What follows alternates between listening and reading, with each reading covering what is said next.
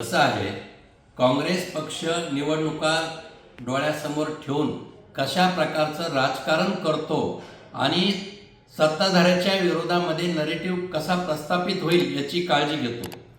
तुम्ही बघा, लोकसभा निवडणुकीमध्ये याच काँग्रेसवाल्यांनी भारतीय जनता पार्टीचे लोक संविधान संपविणार, संविधान संपून टाकणार अशा प्रकारचा नरेटिव्ह आमच्या विरोधामध्ये प्रस्थापित केला आणि लोकांची दिशाभूल केली।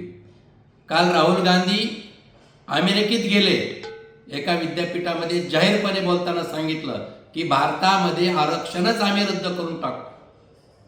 वास्तविक पाहता सरळ सरळ हा सामाजिक दृष्ट्या त्यांचा मूर्खपणाच आहे, पण या निमित्ताने काँग्रेसचा चेहरा समोर आलाय की काँग्रेसच्या मनामध्ये वंचित, उपेक्षित, दलित यांच्याविषयी कशा प्रकारचा भाव आहे।